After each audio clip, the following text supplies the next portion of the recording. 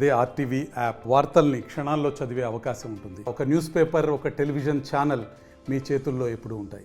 కాంగ్రెస్ పార్టీలో లీకు వీరులు పెరుగుతున్నారా అంటే అవుననే సమాధానం వస్తుంది. ప్రస్తుతం చూసినట్లయితే ఎంతో కాన్ఫిడెన్షియల్గా ఉండాల్సిన విషయాలు అయితే ప్రస్తుతం అయితే వార్తల్లోకి ఎక్కుతున్న పరిస్థితి అయితే మనమైతే రాజన్న సిరిసిల్ల జిల్లాలో అయితే చూస్తున్నాం. మొన్నటికి మన కొండా సురేఖ విషయానికి సంబంధించి అయితే కొన్ని లీకులు అయితే బయటకైతే రావడం జరిగింది. ఎంతో కాన్ఫిడెన్షియల్గా ఉండాల్సిన విషయాలు అయితే బయటకు వస్తున్న పరిస్థితి అయితే మనమైతే చూస్తున్నాం. ప్రస్తుతం దీనికి సంబంధించి అయితే పేదల దేవుడుగా పేరుగాంచిన వేములవాడ రాజరాజేశ్వర స్వామి అయితే నిత్యం వార్తల్లోకి ఎక్కుతున్న పరిస్థితి అయితే మనమైతే వేములవాడలో చూస్తున్నాం. ప్రస్తుతం దీనికి సంబంధించి అయితే మొన్న కోడెల విషయం కావచ్చు, నేనైతే ప్రజాపాలనకు సంబంధించిన విజయోత్సవ సభకు సంబంధించి అయితే దాదాపు 2 కోట్ల మేర ఖర్చులైతే ఆలయ అధికారులను అయితే కట్టమన్న పరిస్థితి అయితే నెలకొంది. ప్రస్తుతం ఇదే అంశానికి సంబంధించి మనతో పాటు అయితే బీఆర్ఎస్ వేములవాడ నియోజకవర్గ ఇన్ఛార్జ్ చెల్మెడ లక్ష్మీ నరసింహారావు ఉన్నారు. ఒకసారి వారితో మాట్లాడదాం.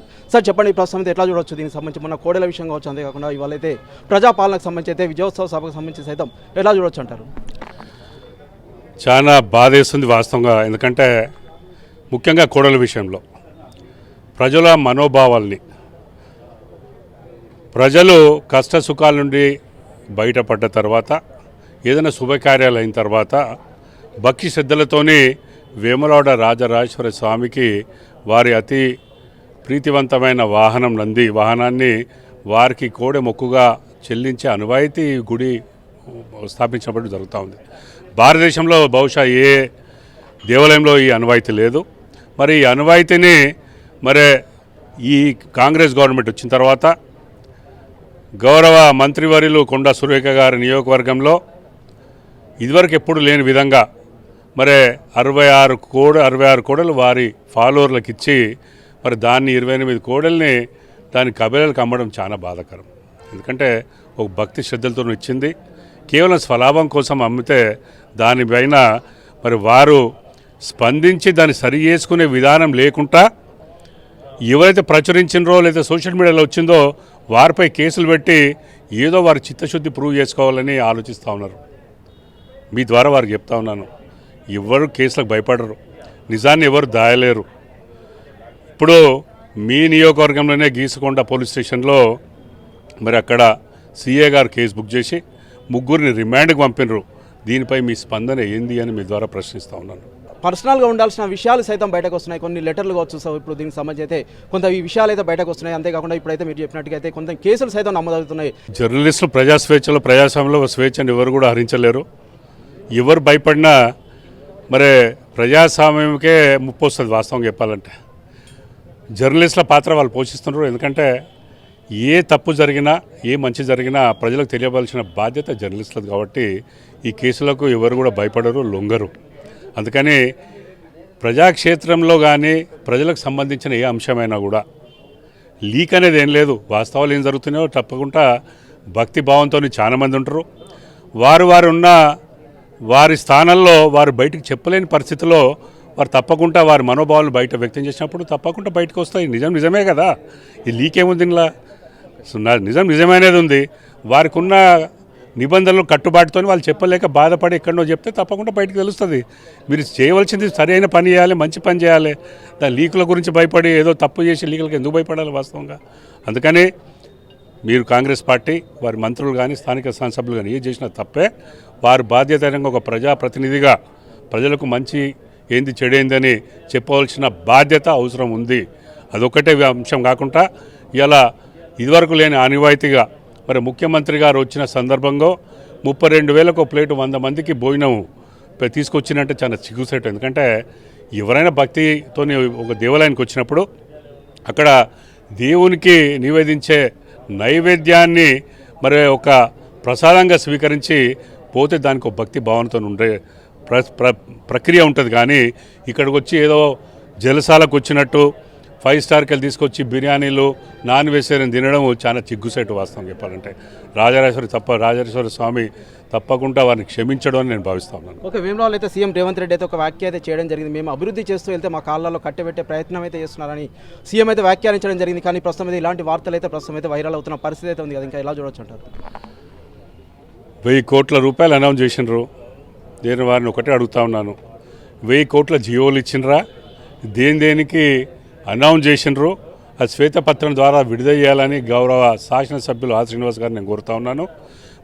ఈ 1000 కోట్ల రూపాయలలో ఎన్ని జీవోలు వచ్చినాయి? ఎంత ఫండ్ వాస్తవంగా వీటీడీఏ కానీ ఇక్కడ ఉన్న అభివృద్ధి చెందే మీకు మరి ముఖ్యమంత్రి గారు అన్న 1000 కోట్ల రూపాయలు మరి దేనికి వెచ్చించను అని చెప్పాలి. చాలా ఆశ్చర్యం వేస్తుంది. ఎవరిని ఎమ్మెల్యే అడిగినా 1000 కోట్లు అంటే 119 నియోజకవర్గాలలో 1,19,000 కోట్లు ఇప్పటివరకు అనౌన్స్ చేస్తే మీ దగ్గర బడ్జెటే లేదు. మీరు 54,000 55,000 కోట్లు బారో చేసిన ఇవాళ కూడా ఆర్థిక మంత్రి గారు స్టేట్మెంట్ చూశాను. మరి మీరు 1,00,000 కోట్లు ఊరికే ఉదాహరణకు పేపర్ల మీద పెట్టేదానిక వాస్తవంగా ప్రజల చెవులకు కానీ మనసుకు ఏదో వచ్చినాయని ఏదో ఆనందం, థియరిటికల్ ఆనందం తప్పితే ప్రాక్టికల్గా మీరు ఏం వెచ్చిస్తారో అనే మాత్రం మాకు ఎటువంటి ఆశ ఆలోచన లేదు. కేవలము చెవులకు ఒక విందు అంటే మంచిగా అనిపిస్తుంది, కవ్వు విధంగా వస్తుంది కాబట్టి దానికోసమే మీరు చెప్తున్నారు తప్పితే ఆచరణలో ఎండి పెట్టని మీకు దమ్ముంటే శ్వేతపత్రం విడుదల చేయండి. ఈ 1000 కోట్లలో మీరు 100 వచ్చినాయా, 50 వచ్చినాయా, 500 వచ్చినాయా చేయండి. అప్పుడు మేము గౌరవిస్తాం, స్వాగతిస్తాం, సన్మానం చేస్తాం. మీకు వాస్తవంగా కేవలం పబ్లిక్ని ఎక్కువ రోజులు మభ్య పెట్టలేరు. ఇవాళ కాకపోతే వచ్చే సంవత్సరం బడ్జెట్లో 31 మార్చిన తర్వాత కాగ్ రిపోర్ట్లో ఎక్కడ ఎంత ఖర్చు అయిందని ఆటోమేటిక్ తెలుస్తుంది.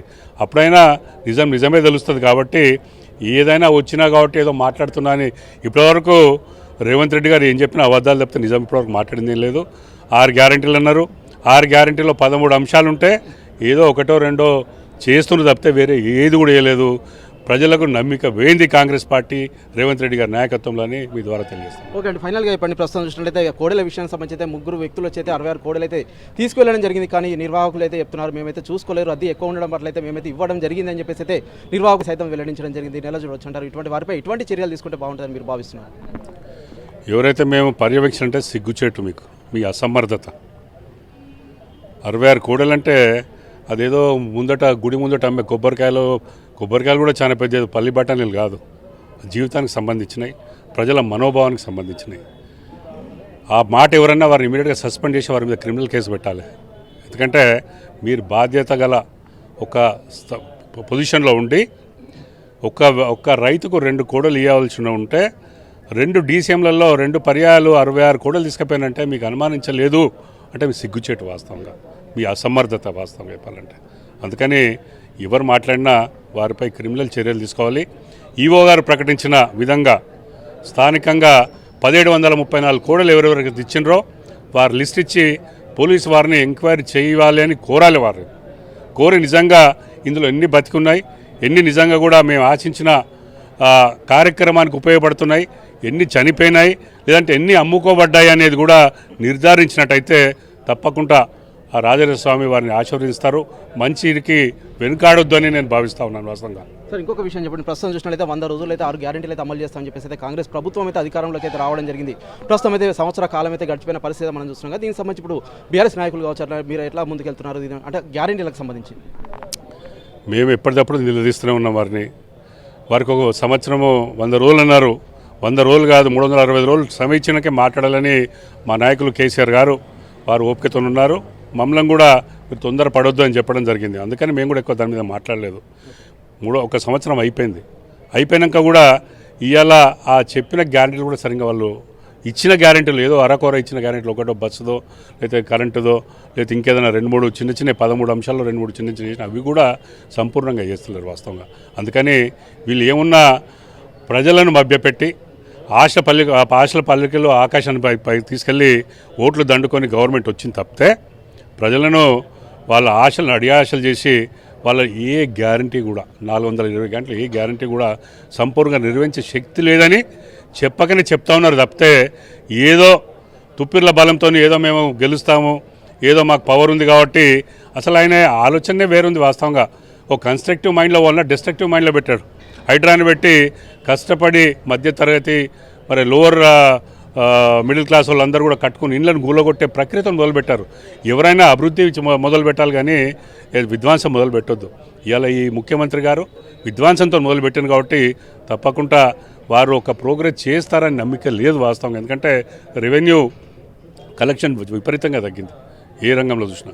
అందుకని వారిని ఒకటే సూచిస్తూ ఉన్నాను, వారు మంచి మార్గంలో వారికి ఇచ్చిన అవకాశాన్ని, ప్రజలు ఇచ్చిన అవకాశాన్ని ఇంకా వచ్చే 4 సంవత్సరాల్లో ఫుల్ఫిల్ చేయాలని ఆ భగవంతుని వారికి ఆశీర్వదించాలని కోరుతుంది తప్పితే అంతకన్నా ఎక్కువ ఏం లేదు. ఓకే అండి, ప్రస్తుతం అయితే ఇప్పుడు మీరైతే హైడ్రా విషయం అయితే తీసుకురావడం జరిగింది కదా. ప్రస్తుతం చూసినట్లయితే హైడ్రా విషయానికి వచ్చేసరికి అయితే ప్రస్తుతం అయితే అక్కడ బాధితులు అయితే చెప్తున్నారు, గత ప్రభుత్వ పాలకులు అయితే మాకైతే పర్మిషన్ ఇచ్చారు, మేము కట్టుకున్నామని చెప్పినప్పటికీ సైతం మా ఇల్లు అయితే గోలగొడుతున్నారని చెప్పేసి అయితే వారైతే ఆవేదన వ్యక్తం చేస్తున్న పరిస్థితి నెలకొంటే, మరోవైపు అయితే ఇప్పుడు 365 రోజులు అయితే గడిచింది, 100 రోజులు అమలు చేస్తారన్న హామీలు అయితే అమలు చేయలేదు అన్నప్పుడు సైతం గత ప్రభుత్వ పాలకులు అయితే అప్పులు అయితే చేశారని చెప్పేసి అయితే ప్రజలకైతే చెప్తున్న పరిస్థితి సైతం మనమైతే చూస్తున్నాం కదా. ఇంకెట్లా చూడొచ్చు దీనికి సంబంధించి?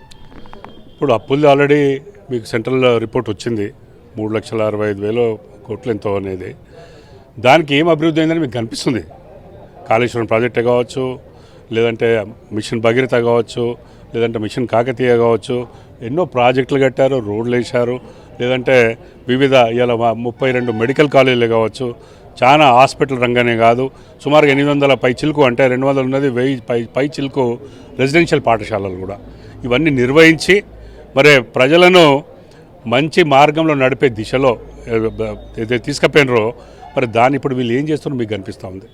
సుమారుగా 50 మంది మరి గురుకుల పాఠశాలలు చనిపోవడం అంటే సిగ్గుచేటు.